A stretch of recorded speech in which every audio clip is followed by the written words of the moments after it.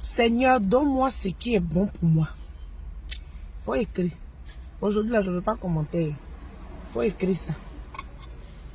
Seigneur, donne-moi ce qui est bon pour moi.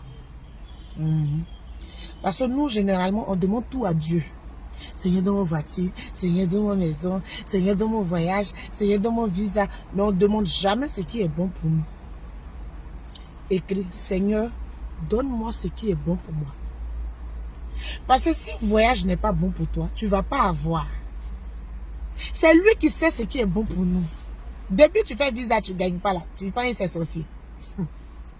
Ah Seigneur, ma camarade s'est mariée, pourquoi il ne me marie pas? Ah Seigneur, mes amis ont acheté leur voiture, est-ce qu'il ne me marie pas? Il ne te donne pas voiture parce que voiture n'est pas bon pour toi. Il ne te donne pas mariage. À ce où tu as parti là, c'est pire que le jugement dernier. Pourquoi tu veux que le Seigneur te donne parce que tes camarades ont eu? Pourquoi? Pourquoi? Parce que ta camarade s'est mariée. Donc toi, tu dois dire au Seigneur, comme elle s'est mariée, il faut que toi tu te maries. Parce que ta camarade s'est mariée. C'est bien d'avoir des souhaits. On veut tous se marier, on veut une belle vie et tout. Mais dans ce qu'on veut là, il y a ce qu'on mérite et il y a ce qu'on ne mérite pas.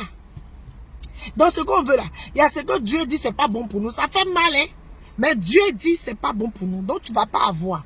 Si tu veux, il faut étudier jusqu'à demain matin. Si Dieu dit, toi, tu ne vas pas être ministre, tu vas être pasteur. Si tu veux, il faut être archéologue. Tu vas laisser archéologue là pour aller prêcher l'évangile. Si tu veux, tous les grands gars du pays n'ont pas défilé chez ta maman.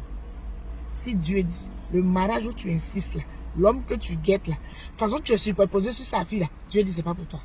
Tu ne vas pas l'avoir. Il ne va pas te marier. C'est comme ça. Dieu, son affaire. Bizarre! Mais c'est lui qui sait ce qui est bon pour nous. Apprenons à écouter. Ayons le discernement. Apprenons à nous calmer. Apprenons à patienter. Et à recevoir de Dieu ce qui est bon pour nous. À force de vouloir ce que toi-même tu veux, ce que le monde veut pour toi, là, tu vas aller te mettre dans des problèmes. Tu vas aller te mettre dans la merde. Tu vois, on voit des mariés là. C'est toujours nous, on trouve que le mari va payer la femme et la femme va payer le mari. Nous, on voit toujours ce qui n'est pas bien. Mais ils sont heureux. Leur mariage est doux. Parce que c'est Dieu qui a choisi. C'est Dieu qui a voulu. Dieu n'aime pas voir ses enfants souffrir. Donc, où tu peux être en train de souffrir là, lui, c'est la récréation chez lui. Parce qu'il va mettre bim dans ce que lui veut te donner, dans ce que lui veut pour toi là. C'est toi, tu vas t'asseoir ici pour faire un roman. Il faut dire, j'ai vécu ça, il était une fois. C'est comme ça. Quand Dieu a sa main dedans, là, ce que les autres font 100 ans pour faire, là, en 2 jours, en 1 seconde, lui, il fait ça pour toi.